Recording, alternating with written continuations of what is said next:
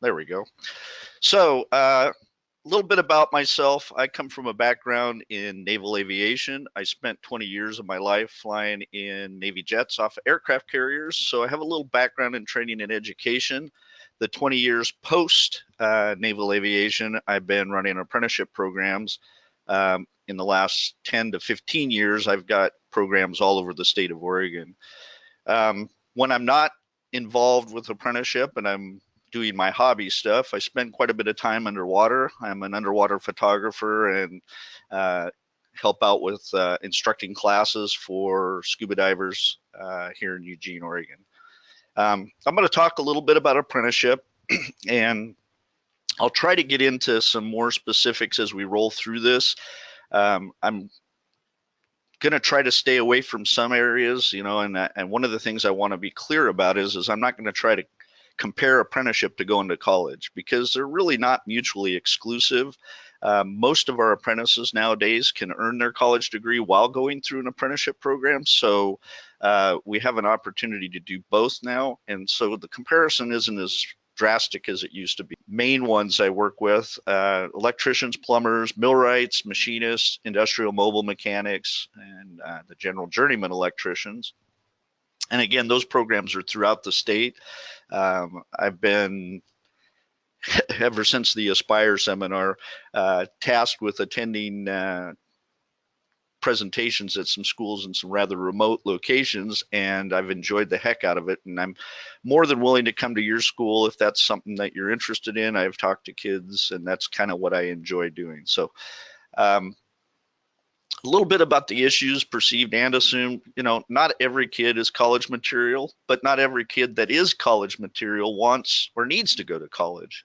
You know, we've got this perception out there that every kid needs to go to college to be successful, and we've got kids that don't want to go to college.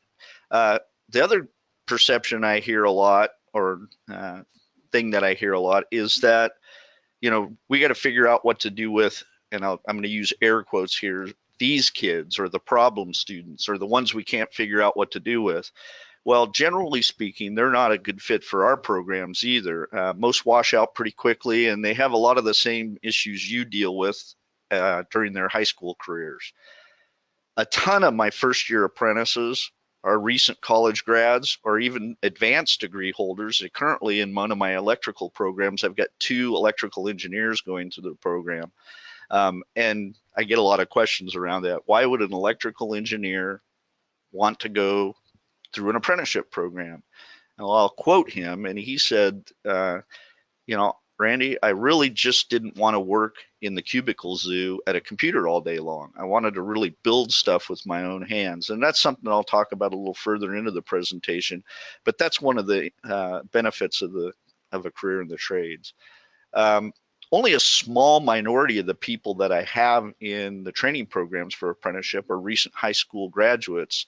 And the reason is a lot of times people right out of high school aren't really competitive for apprenticeship programs because they lack a lot of the experience, education, and things that are valued on our selection process, which I'll kind of address also down the road here. So how many light bulb, or how many electricians does it take to change a light bulb? Well, it really kind of depends on where that light bulb is. That upper left-hand picture, those 2 gentlemen are at about 1,300 feet off the city floor there, changing out a light bulb. And you can see that the complexity of doing a, quote, electrical installation can be pretty intense. My point in showing this is that there's a lot of technical skills involved in the trades. And, you know, a lot of people have said in the past that it's just mindless work. You know, we can teach anybody to do it. Well, that's really not true, especially when things get this complicated, right? You know, we really have a need for people who are the strong science and math, strong work ethic, and we'll get to that as well.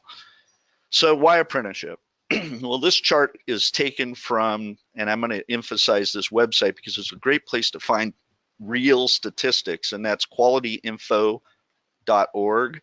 And what I get from that is the wages throughout the state of Oregon average. And you've all seen this before. This is that chart that you see in the Careers magazine or other places that illustrates what education equals in pay over time. And what I really like to emphasize in this one are two things. One is that right out of the gate, year one, apprentices are already making more than a recent high school graduate, quite a bit more actually. But at the 10-year point, apprentices, especially in the electrical trade or the plumbing trade where they're licensed, are making almost as much as someone with a postgraduate degree. So, you know, the money's good. That's one of the points I always like to point out. Why else? Or why again?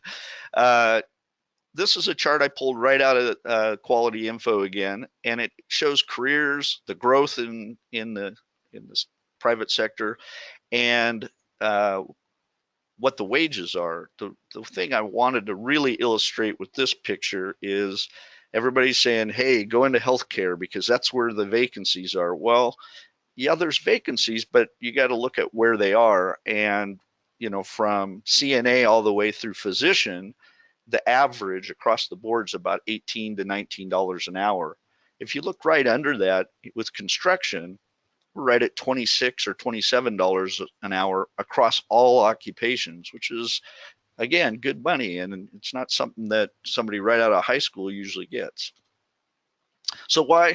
There's some great benefits. First, you learn while you earn. So the people in apprenticeship, while they're going through the training program, are also being paid, and at pretty good wages. Like I said, the electrician program as an example, those folks are making about $29,000 to $30,000 a year in their first year of training.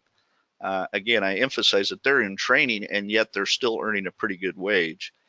These jobs can't be outsourced. I can't send this job to China or have somebody in Pakistan or India dial up and tell me how to do the job.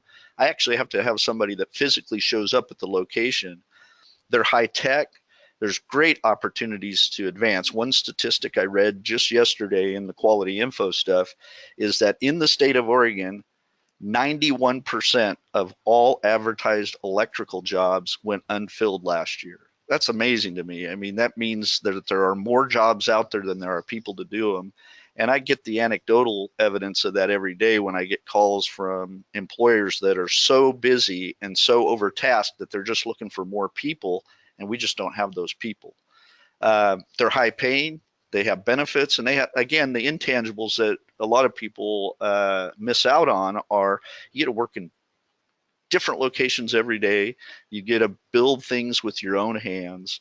You get to see your end product out in the field every day. You know, there's something to be said about being able to point at a building and say, I built that, or I wired that up, or I did the plumbing in that, or telling your grandkid, when I was your age, I was working in that building right there, and I built all of that stuff.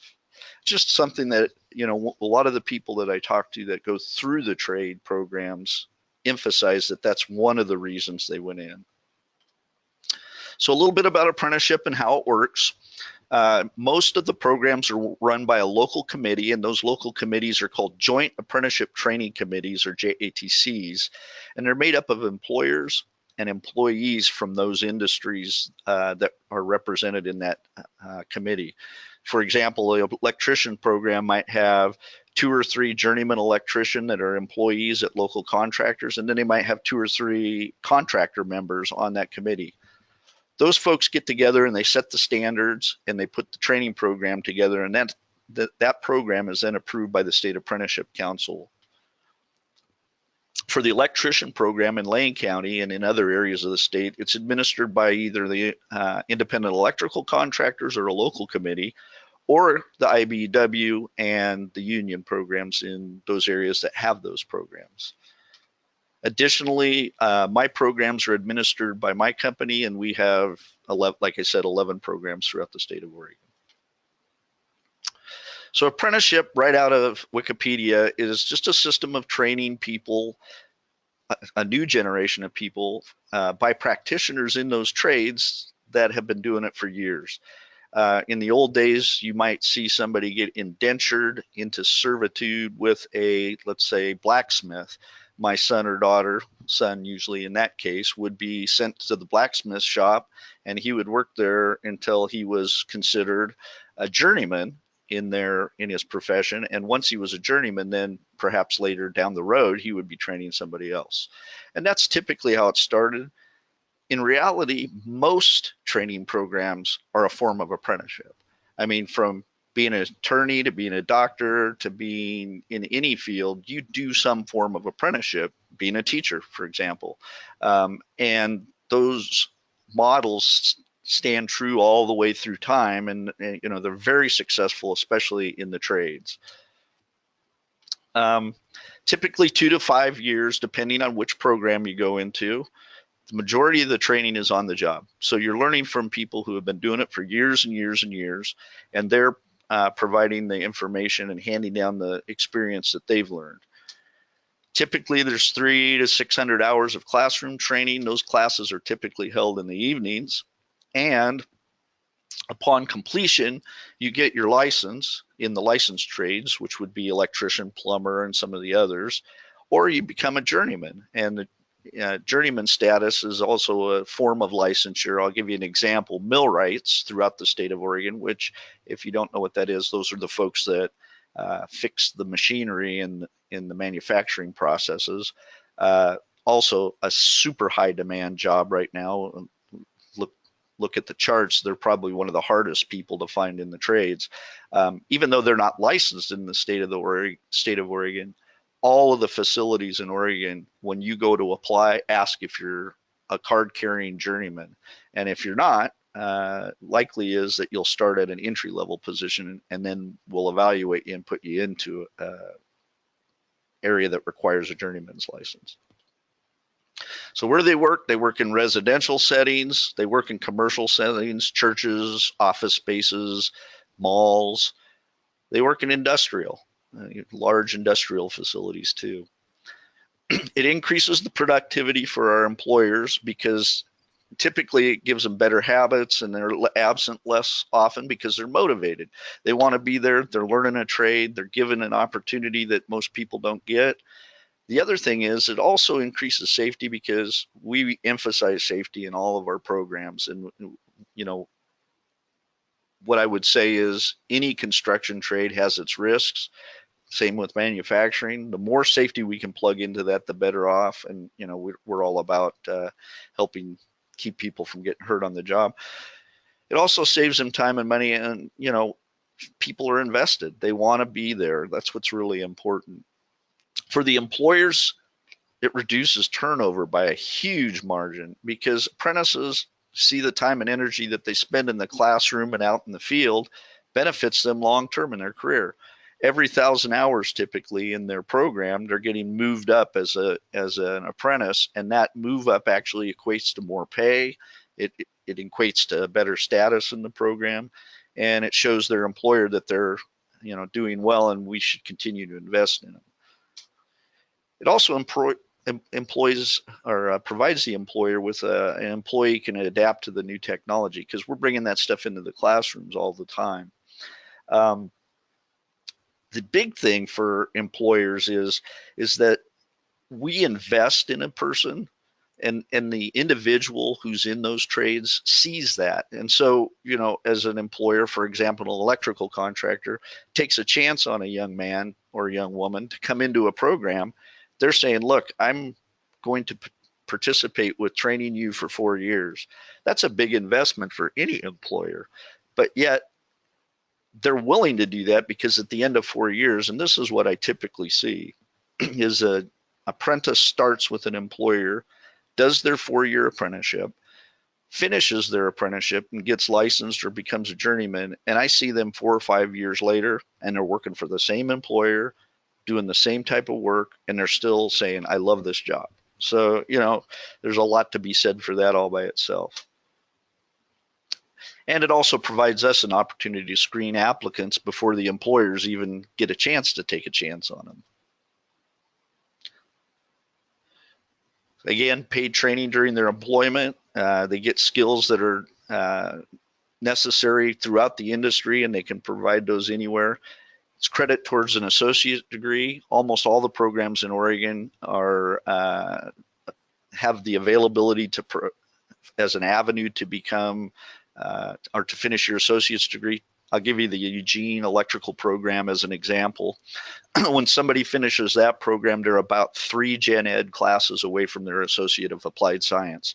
And so what's interesting, and this is a phenomenon I see quite often, is I run into people and I tell them, hey, you know, you're only 3 credits away from your associate's degree. And the typical response I get is, and? Which surprises me. But what's interesting is really there's no degree required to be a journeyman electrician. What every employer asks, the very first question they ask is, do you have your electrical license? And if the answer is yes, then you have a job. So the associate's degree maybe down the road would be important, but at the onset of their career isn't generally important. However, it does give them an avenue also for a transfer degree to OIT for construction management, which also might become interesting for them down the road. And of course, it gives them the ability to adapt to new requirements as we move through the program. Some of the qualifications we require. First off, they got to be at least 18 when they enter the program. We do accept applications under the age of 18, but they have to be 18 once they enter the program. They have to be a high school graduate or equivalent.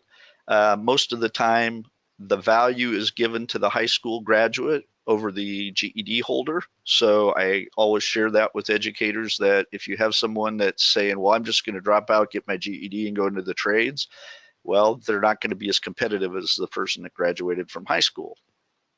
And almost all the programs require some form of math. Most require a minimum level of algebra with a C or better for a full year.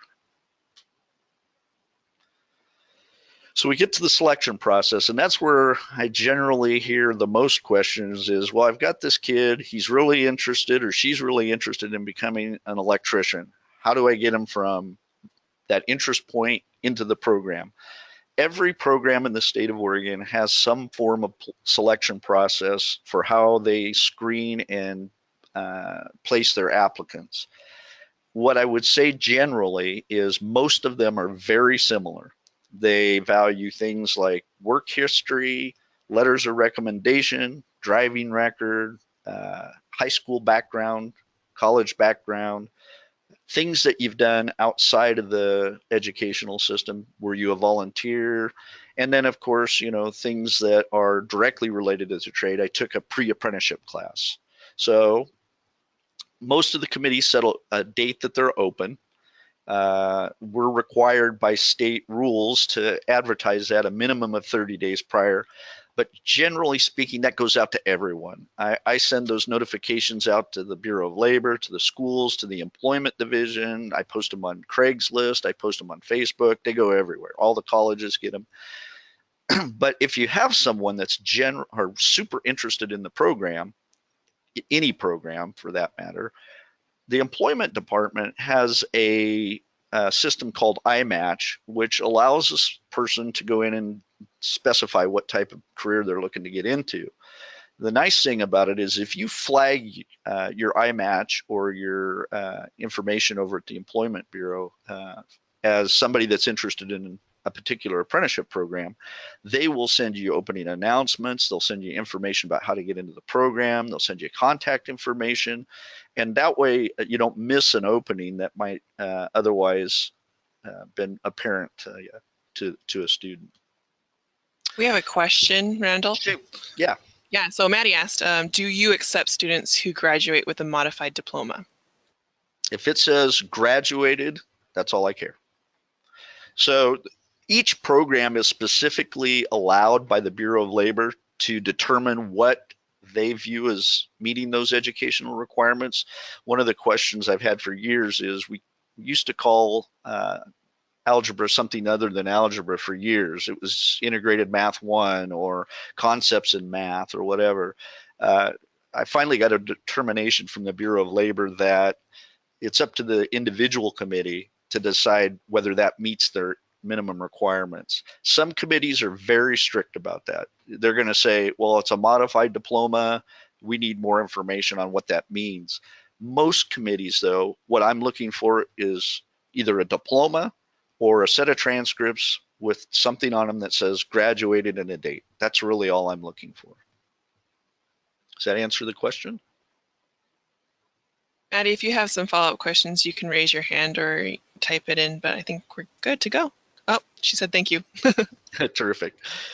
So typical year this is our Eugene Lane County electrical program. I generally have about 100 to 150 applicants for about 20 to 25 positions. The moral of that story is it's competitive. And, you know, I hear a lot of young people say things like, well, I'm just going to go get in the trades. Well, yeah, you might do that, but it might take you a while. And they need to know from an educator standpoint that it's competitive. It's like getting into any training program. You don't just go show up and they put you into the program. And I get a lot of calls from people that are post high school, maybe 2 or 3 years out of the high school regimen, that call me up and say, hey, so I'm ready to start my career as an electrician. What do I need to do? Well, you're probably going to wait a couple years, typically. And I'll get to kind of talking about how you can make somebody more competitive here in a minute. Almost all programs rank applicants on a point system. In the Eugene area for the electricians program, which is very similar to almost every program in the state, we take a group of 100 applicants and we rank them based on experience, classes you took in high school, pre-apprenticeship, things you did as volunteer work, those types of things. And then we do an interview, which also goes into their total score. And at the end of it, the person that ranks #1 on that list is the first person placed with an employer. And we go in ranked order, and most programs do. They take #1, 2, 3, and they work their way down until we either run out of applicants or we run out of positions. And we never run out of applicants. We always run out of positions. And there is a reason for that. You hear me talking about that we're way in demand for these people, and yet why don't we just train more? Well, the problem is the people available to train them. In order to train a new electrician, I have to have an electrician to put that apprentice with. And right now, that's where the bottleneck is that we don't have enough journeymen in the state of Oregon to train the people that we need to fill the openings that exist. So that's really where the bottleneck is. If it was different and we had more journeymen available to train those folks, I could double or triple those numbers easily. And most programs would say the same thing. Again, points are awarded on your applications for classes taken. So if you have somebody that's a high school sophomore, junior, senior, and they want to be an electrician, a plumber, a millwright, you kind of need to know what classes they award points for, right? So any program, and I'm going to show you at the end a website that'll get you to find the information you need. Any program has publicly available their selection method, and you can take a look at that and find out what classes I should steer my young people towards in order to get them better chances of getting into those programs. We have another question. Sure, Sorry. let me pause there. I heard the mute and unmute, and I had to pause there. So go ahead. How do you treat the certificate programs offered by community colleges when considering applicants? This is from Susan. Oh, hi, Susan. That's a good question. The certificate itself generally hasn't been recognized yet, but the classes within that certificate program are almost always creditable towards that. It just depends on what that track was that they got the certificate from. So, for example, if you got a one-year certificate in construction technologies, almost everything you took in that is going to fall in points awarded for classes taken. All right. Did that answer the question? Yes, she said it did. Thank you. Good. It's kind of a communication gap there. Yeah, sorry. Experience is the one place that you're going to find that people right out of high school fall short, but there is a way around that in a sense. If you can encourage those young people to get involved either in a job shadow or doing work at a construction or contracting firm that's other than apprenticeable work. So for example, in the electrical field, a lot of times people will get hired as material handlers, and a material handler is just somebody that moves parts around to job sites. Well, that particular experience is highly valued on an application.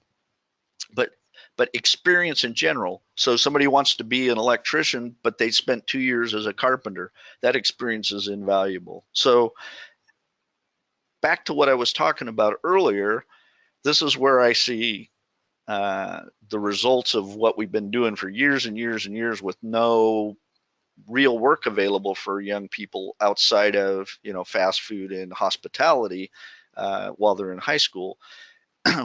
The people I generally see applying for apprenticeship programs are typically, my average age, 25 to 30-ish, and worked in retail, worked in hospitality, worked in fast food, were in the military.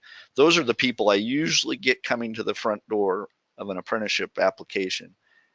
Honestly, in the last 10 years, I've seen a small, and I mean, not really even quantifiable increase in recent high school graduate applicants. I would say still right now for the electrical program in Eugene as an example, my average age is 27. So the gap is the experience, but it's also points. It's also not knowing where to go. I get people who wanted to be an electrician in high school, but they didn't know how to do it. And people told them, yeah, we don't know either. And they moved on, and they came back years later to say, well, I'm here. I want to try this. What do I need to do? We've kind of tried to bridge the gap a little bit. And it's, you know, the opportunity grants and CTE grants that are going all over the state should help with this, because what we want to do is build up some pre-apprenticeship training programs, things that give people those experiences and skills that they need to be competitive. I'm hoping that's going to take place at the local community college here in Eugene at Lane.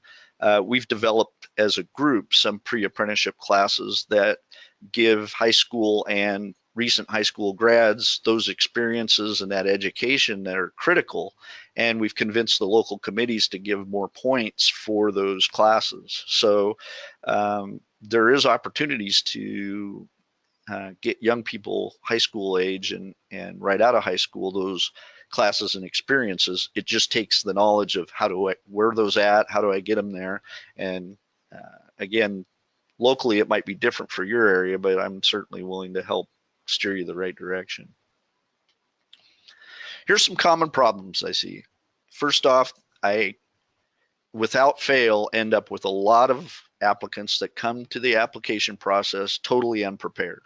And I'm sure those of you who have dealt with people applying for college, I as a parent of 3 now college grads, can attest to the not being prepared. You've seen this. So they don't have official transcripts. They don't have letters of recommendation. They don't have proof of previous experience. They show up for the application, and I hate to characterize it this way, but it's like, well, I'm here. I'm supposed to apply for something. Okay, right? It's just really difficult for somebody when we're working with those kind of people. Generally, they'll show up and I'll say, well, you got to have your official transcripts. You got to go back and get your driver's license. You're going to have all the stuff that you would normally have to apply for a job. And yet a lot of times, especially the younger kids I see, are ill prepared.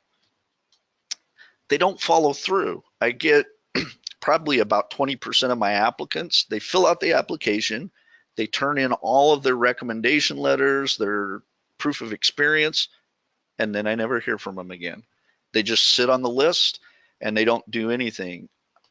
Most of the programs I work with, we've created a list where someone who, let's say, places at number 25 can move up to number 10 by doing some simple things. Yet they don't do those things. They don't even ask the questions about what those things are available for them to do. So we get a lot of that. And I also have a lot of people, and I mean a lot, that have really unrealistic expectations. Hey, I have this friend, he told me as long as I filled out this paperwork, I got a job. Or I know this guy owns a contracting firm, he's going to put me to work. It really just doesn't work that way. Gone are the days where, in order to get a good apprenticeship, you had to know somebody who knew somebody. Those days are long gone. In today's world, to get into an apprenticeship, you have to be that person that's the number one applicant, or be that person in the top 30. And what that really has done, and I'm, as a personal note, really happy about, is it's leveled the playing field for those people who were like me, who didn't know anybody, and or who are people of color or women who in the past probably were pigeonholed and said, well, we'll just put you on this list and move you down or up as we go. Oh, we're sorry, we ran out of positions. Now, if you're the number one person, it doesn't matter if you're African American, a woman, a Hispanic, whatever, you've got that job. So it really leveled the playing field for those folks that maybe didn't get as much opportunity in the past. And while I'm on that subject, all the programs, and I mean all the programs in the state, are looking for young women to participate. And I hear this a lot. I actually stood in a classroom with an educator who told a young woman who raised her hand and said, what do I need to do to become an electrician? The educator in that room actually said, why would you want to do that? You would think those kind of attitudes were gone after all these years, but they're not. They're still out there, and it's their peers too. We get young women. I had a young woman at Triangle Lake High School talking to me just yesterday or Monday about opportunities, and I could see some of the other kids in the room kind of giving her the, why are you talking to him about that look? And it's unfortunate because in my program in Eugene, I probably have 15 women in the program right now. All of them are super motivated and excited. And I can't encourage young women more that there is great opportunity in the trades for women. It's way more than it's ever been. So if you've got a young woman that has expressed any interest at all, that's somebody we're looking for. A little bit more about the process. Again, most of the programs are accepted on a periodic basis, quarterly or annually, depends. Some of the smaller programs, like my programs out on the coast, are open year-round. So, for example, if you're in Brookings and you want to apply to become an electrician, you send me an email, I send you the application, pretty simple. Here's the catch. Those smaller programs have a lot smaller number of openings. So I end up with people applying for those programs. For example, from Coos Bay to Brookings, I think we have 6 electrical contractors. So the opportunities are fairly small. Some of the programs are closed to the public. For example, the manufacturing programs, millwright, machinist, you'll hear kids talk about, I'm going to be a welder, manufacturing programs. Those programs, you actually have to be sponsored by your employer. So someone gets a job at, for example, Warehouser or Murphy Plywood or Rosebrook Forest Products, and that employer in turn sponsors them into an apprenticeship. And it's all up to the individual facility as to how that happens. The reality is you have to be prepared to wait and be patient and be persistent if you really want to get into a program. I also would say that paper the waterfront. Get as many applications to as many programs as you can, knowing that you're going to probably travel, right? If you want the opportunity, you got to be willing to go to Eugene, Bend, Redmond, Portland, Salem, Albany. If you live in Lakeview, there's probably not a lot of openings for a new electrician apprentice. So you got to be a little flexible there. Once you have your license, that's a whole nother story. You can work just about anywhere in the state. But if you're trying to get into an apprenticeship program, I would apply to any program that's accepting applications as far as the trade you're interested in. Again, register with iMatch. They will send information out on openings and information having to do with the programs, and it keeps people informed as to what's coming up. Some really helpful links that have been created. Here locally at Lane, we've got our own apprenticeship website for the community college. It has a lot of great information on it. But statewide, this first link on here, OregonApprenticeship.org, was created by a group of us who found that the state website and local websites were a lot harder to navigate to find information. That particular website is specifically designed for educators, parents, and students to find the information they're looking for. So if you want to be a plumber, you log on there. They've got a little link that says, what's it like to be a plumber? You want to be an electrician? Here's some information about electricians, how you apply, what things are important, who you contact that has that individual opening, etc. So really good link. It's really user friendly. It's one of those places you can go kind of one-stop shopping for apprenticeship information. And of course, the Bureau of Labor has its own website there, and that is a government website. It's designed for people like me more so than people like you and students. So, but it does have some good information there as well, and they're kind of moving the other direction away from being so technical and more towards the apprenticeship.org model.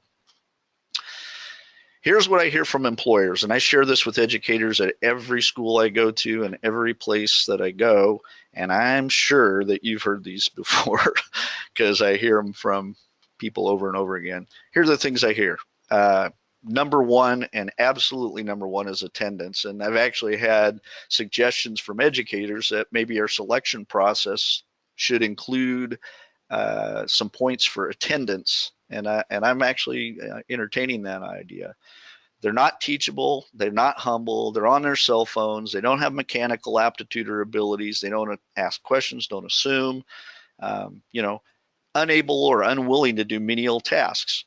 You're going to work in the construction field. We hand you a trenching tool and say, we're going to dig this trench. You got to help me. And you're looking at me like, I don't dig trenches. I'm in an apprenticeship program, right?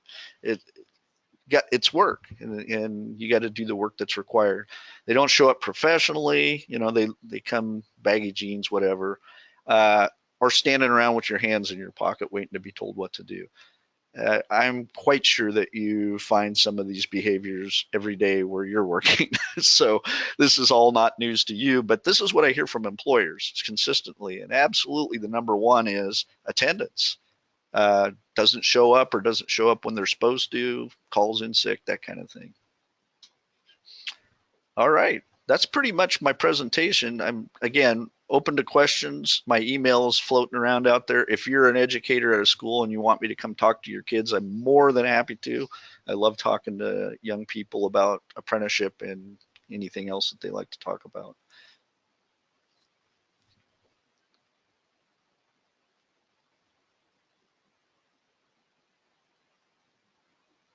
All right. Well, thank you for your time, and I appreciate everything that Lily did to facilitate this, and I hope you all have a great morning and the rest of your week.